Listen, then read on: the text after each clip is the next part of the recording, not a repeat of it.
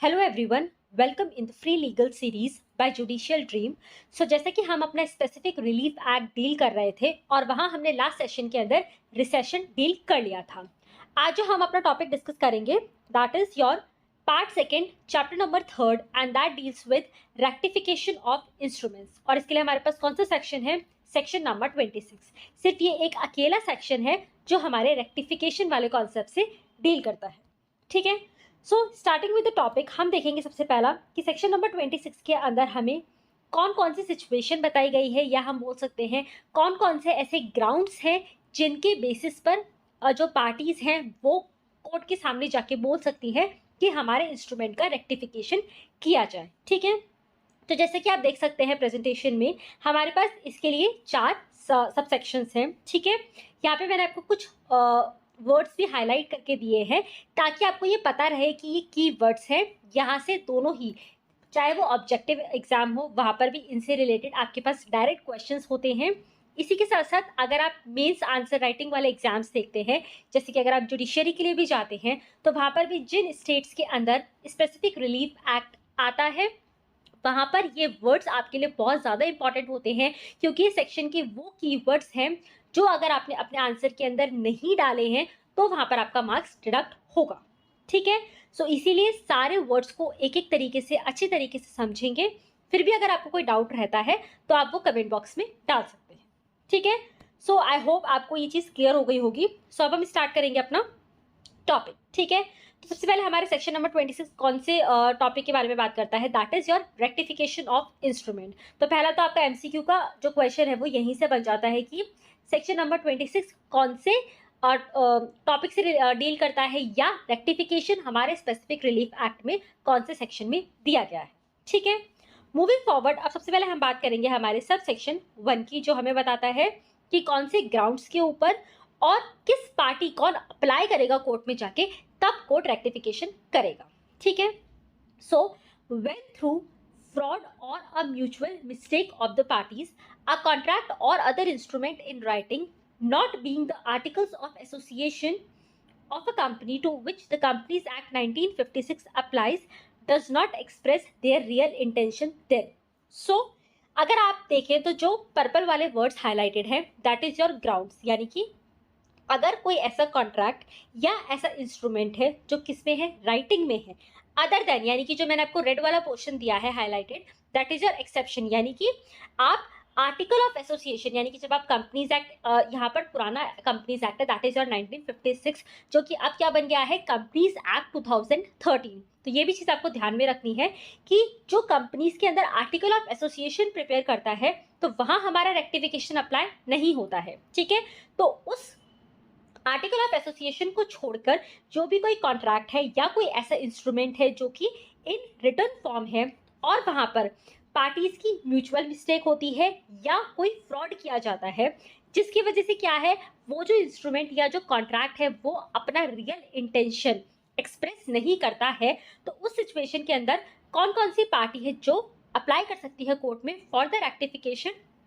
सबसे पहला आएगा, either party or his representative in interest may institute a suit to have the instrument rectified। तो यानी कि या तो दोनों में से जो भी सूट्स की पार्टी हैं उन दोनों में से कोई भी पार्टी, सूट्स मतलब जो भी कॉन्ट्रैक्ट जो इंस्ट्रूमेंट्स में पार्टीज इन्वॉल्व हैं, या तो वो पार्टी या उनके बिहाफ पर उनके रिप्रेजेंटेटिव्स। ठीक है, सेकेंड आता है plaintiff. The plaintiff may, in any suit in which any right arising under the instrument is in issue, claim in his pleading that his instrument be rectified। ठीक है, तो plaintiff and defendant ये हमें कहाँ दिखाई देते हैं, सिविल केसेस के अंदर। ठीक है, तो सिविल केसेस के अंदर अगर ऐसा कोई राइट है जो किसी इंस्ट्रूमेंट के अंदर अराइज होता है तो वहाँ पे प्लेंटिफ भी क्या कर सकता है, अपनी प्लीडिंग के अंदर, यानी कि जब वो कोर्ट में प्लेंट प्रस्तुत करते हैं उस सिचुएशन के अंदर प्लेंटिफ भी कोर्ट को बोल सकता है कि प्लीज रेक्टिफाई दिस इंस्ट्रूमेंट। ठीक है, इसी के साथ साथ हमारे पास नेक्स्ट पार्टी जो है that is your defendant. Defendant मतलब जिस पार्टी के अगेंस्ट में केस लाया गया है, यानी कि जो डिफेंडेंट है, प्लांटिफ कौन होता है, जो केस लेकर आया है, और जिसके अगेंस्ट में केस लाया जाता है दैट इज योर डिफेंडेंट। ठीक है, a defendant in any suit as is referred to in clause B may in addition to any other defense open to him ask for rectification of the instrument। ठीक है, यानी कि जो वो contract है या जो वो इंस्ट्रूमेंट है उसमें जो भी पार्टीज इन्वॉल्व हैं या तो वो ला सकती है, या कोई ऐसा सूट है, ठीक है, जहां पर ऐसा कोई इंस्ट्रूमेंट है और उस इंस्ट्रूमेंट से राइट अराइज होता है, तो वहां पर दोनों ही प्लांटिफ भी और डिफेंडेंट भी उसके एग्जिस्टिंग डिफेंस के एडिशन में ऐसा कोई रिक्वेस्ट डाल सकता है कि वो जो इंस्ट्रूमेंट है वो रेक्टिफाई किया जाए। सो जो हमारा फर्स्ट वाला क्लॉज है, सबसे पहले हमें बताया गया उसके अंदर कि कौन कौन से इंस्ट्रूमेंट या कॉन्ट्रैक्ट रेक्टिफाई किए जा सकते हैं। तो इसमें सिंपल सा बोला है कि जो आर्टिकल ऑफ एसोसिएशन है जो कि कंपनी एक्ट 2013 या के अंडर बनाए जाते हैं, उसको छोड़ के बाकी कोई भी कॉन्ट्रैक्ट या इंस्ट्रूमेंट इन राइटिंग जो है वो रेक्टिफाई किया जा सकता है। कौन से ग्राउंड्स पे रेक्टिफाई किया जाएगा, जहां पर या तो क्या हुआ है, फ्रॉड हुआ है, या म्यूचुअल मिस्टेक है, यानी कि दोनों ही पार्टीज की म्यूचुअल मिस्टेक है जिसकी वजह से वो कॉन्ट्रैक्ट या वो इंस्ट्रूमेंट अपना रियल इंटेंशन एक्सप्रेस नहीं कर पा रहा है। थर्ड क्या बात बोली हमें इसके अंदर, कौन अप्लाई कर सकता है कोर्ट में जाके, तो या तो दोनों पार्टी में से कोई भी इधर पार्टी या उसका रिप्रेजेंटेटिव इन इंटरेस्ट, या अगर सिविल सूट है तो प्लांटिफ या डिफेंडेंट। ठीक है, सो हमारा फर्स्ट वाला क्लॉज ने हमें तीन चीजें बताई, when, grounds and the parties. ठीक है, अब हम बात करते हैं हमारे सेकंड वाले क्लॉज की, जो क्या बोलता है, if in any suit in which a contract or other instrument is sought to be rectified under subsection 1, the court finds that the instrument through fraud or mistake does not express the real intention of the parties, the court may in its discretion direct rectification of the instrument so as to express that intention, so far as this can be done without prejudice to rights acquired by third person in good faith and for value। ठीक है, सो अब जब court के सामने ऐसा कोई suit आता है जहां पर वो कॉन्ट्रैक्ट या वो इंस्ट्रूमेंट को रेक्टिफाई करने की बात की गई है, जो कि हमने सबसेक्शन 1 में डील किया, अगर कोई भी पार्टी इस ग्राउंड पे कि भाई फ्रॉड हुआ है या म्यूचुअल मिस्टेक है उसकी वजह से ऐसा कोई सूट कोर्ट में लेकर आती है जहां पर वो बोलती है कि हमारा जो ये इंस्ट्रूमेंट है इसको क्या किया जाए, रेक्टिफाई किया जाए, तो उस केस के अंदर क्या होगा, कोर्ट की डिस्क्रिशन है, जरूरी नहीं है, कोर्ट कोई ऑब्लिगेशन में नहीं है कि वो आपका सूट एक्सेप्ट करे ही करे या वो रेक्टिफिकेशन का ऑर्डर दे ही दे। ठीक है, आपको प्रोविजन में क्लियरली दे रखा है, कोर्ट में इन इट्स डिस्क्रिएशन, यानी कि अगर कोर्ट को केस को लेके लगता है कि हाँ यहाँ पर फ्रॉड या म्यूचुअल मिस्टेक की वजह से जो कॉन्ट्रैक्ट है या जो इंस्ट्रूमेंट है वो अपना रियल इंटेंशन एक्सप्रेस नहीं कर पा रहा है, तो उस केस के अंदर कोर्ट के डिस्क्रिशन पे डिपेंड करेगा कि वो अलाउ भी कर सकता है ऐसा रेक्टिफिकेशन या डिसअलाउ भी कर सकता है।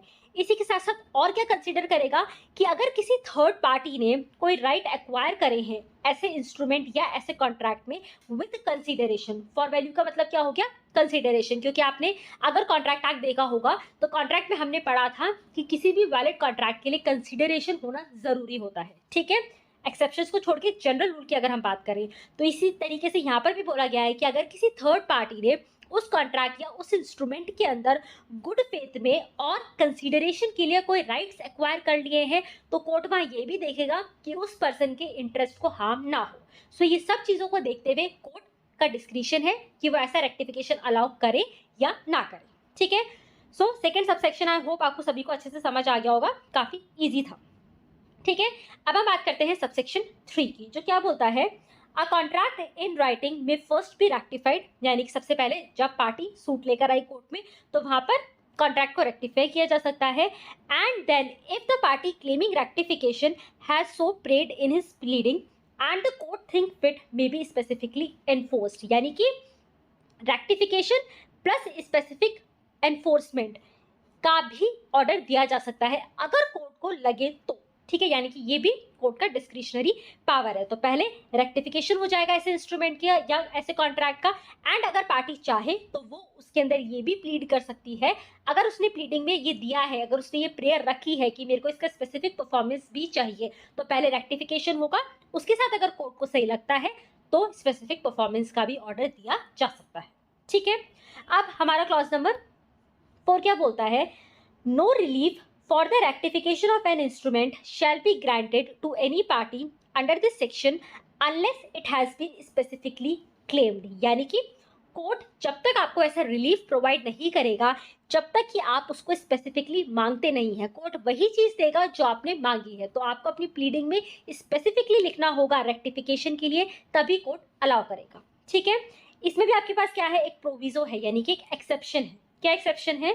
Where a party has not claimed any such relief in his pleading, the court shall at any stage of the proceeding allow him to amend the pleading on such term as may be just for including such claim। ठीक है, तो पहली condition क्या है, pre requisite क्या है कि court allow तभी करेगा जब आप प्लीडिंग के अंदर ऐसा रिलीफ क्लेम करेंगे, आप मतलब पार्टी क्लेम करेगी। ठीक है, लेकिन सपोज अगर पार्टी ने ऐसा क्लेम नहीं किया तो ये कोर्ट के डिस्क्रिशन है कि कोर्ट उनको किसी भी स्टेज के ऊपर ऐसी परमिशन दे सकता है कि आप कृपया करके अपनी प्लीडिंग को अमेंड करें एंड इसके अंदर ऐसा रिलीफ क्लेम करें।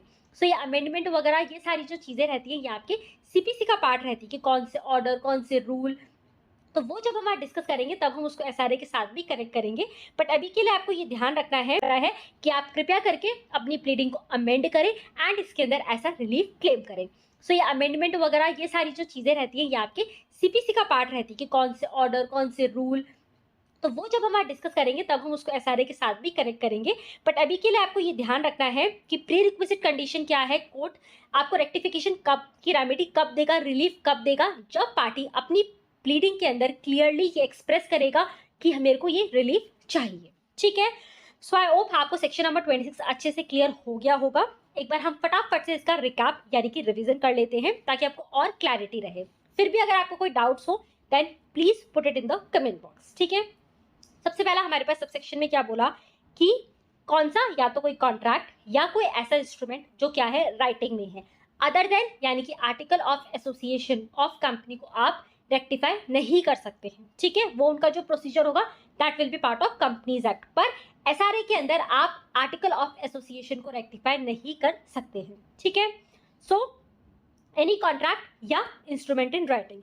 सो ये तो हो गया आपके पास क्या कि किस चीज़ को रेक्टिफाई किया जा सकता है। सेकंड आया आपके पास कौन से ग्राउंड्स होंगे, या तो फ्रॉड हुआ है या म्यूचुअल मिस्टेक है पार्टीज की जिसकी वजह से वो कॉन्ट्रैक्ट या वो इंस्ट्रूमेंट अपना इंटेंशन, रियल इंटेंशन एक्सप्रेस करने में फेल हो जाता है। ठीक है, कौन कौन है पार्टीज जो कि एलिजिबल है ऐसा रिलीफ क्लेम करने के लिए? सो ईदर पार्टी और रिप्रेजेंटेटिव इन इंटरेस्ट या प्लेंटिव या डिफेंडेंट। ठीक है, सेकेंड सबसेक्शन हमें क्या बोलता है कि जब ऐसी सूट फाइल किया जाएगा कोर्ट के अंदर तो कोर्ट क्या क्या फैक्टर कंसीडर करेगा। सबसे पहले तो कि क्या ये चीज़ सही है कि फ्रॉड या ऐसे म्यूचुअल मिस्टेक की वजह से जो इंस्ट्रूमेंट है या जो कॉन्ट्रैक्ट है वो अपना रियल इंटेंशन एक्सप्रेस नहीं कर पा रहा है। इसी के साथ साथ अगर किसी थर्ड पार्टी ने कोई इंटरेस्ट एक्वायर किया है गुड फेथ में एंड फॉर वैल्यू यानी कि फॉर कंसिडरेशन। सो इन सभी फैक्टर्स को देखते हुए कोर्ट की डिस्क्रिशन है कि वो रेक्टिफिकेशन अलाउ कर सकता है या डिसअलाउ कर सकता है। ठीक है, थर्ड सबसेक्शन क्या बोलता है कि ऐसा कॉन्ट्रैक्ट जो कि राइटिंग में है तो सबसे पहले तो क्या होगा, उसका रेक्टिफिकेशन होगा। एंड अगर फिर पार्टीज ने स्पेसिफिकली अपनी प्लीडिंग में उसके स्पेसिफिक परफॉर्मेंस के लिए भी कोर्ट से रिक्वेस्ट किया है तो कोर्ट अगर चाहे तो वो स्पेसिफिक परफॉर्मेंस का ऑर्डर भी दे सकती है, बट पहले रेक्टिफिकेशन होगा फिर स्पेसिफिक परफॉर्मेंस होगा। ठीक है, एंड फाइनली फोर्थ सबसेक्शन में बोला है कि ऐसा कोई भी रेक्टिफिकेशन का रिलीफ जब तक कोर्ट ग्रांट नहीं करेगा जब तक पार्टी एक्सप्रेसली उसे अपनी प्लीडिंग में नहीं देगी। ठीक है, और अगर पार्टी फेल हो जाती हैं अपनी प्लीडिंग में रिलीफ क्लेम करने से तो ये कोर्ट के पास, कोर्ट का डिस्क्रिशन है कि कोर्ट उनको अलाउ कर सकता है किसी भी प्रोसीडिंग की स्टेज पर to amend such pleading and include such relief. ठीक है, सो आई होप अब आपको सेक्शन नंबर 26 का एक एक सबसेक्शन क्लियर हो गया होगा। ये बहुत ही इंपॉर्टेंट है कि आपको हर एक रिलीफ, हर एक रेमेडी के क्या क्या ग्राउंड से कौन कौन क्लेम कर सकता है ये क्लियर हो। जैसे हमने रिसेशन पढ़ा, अभी हमने रेक्टिफिकेशन पढ़ा है, नेक्स्ट सेशंस के अंदर हम कैंसिलेशन पढ़ेंगे, तो सभी के अलग अलग ग्राउंड्स हैं। तो आपको ये बहुत अच्छे से क्लियर रखना है माइंड में कि किस रेमेडी को आप कब क्लेम कर सकते हैं। ठीक है, सो आज के लिए हमारा सेशन यहीं तक ही रहेगा। अब टाइम है आपके प्रैक्टिस का। So the question is any instrument may be rectified under the Specific Relief Act 1963 under Section 6, Section 16, Section 26 और Section 36। तो आई होप सभी को करेक्ट आंसर पता होगा। So you can put your correct answers in the comment box.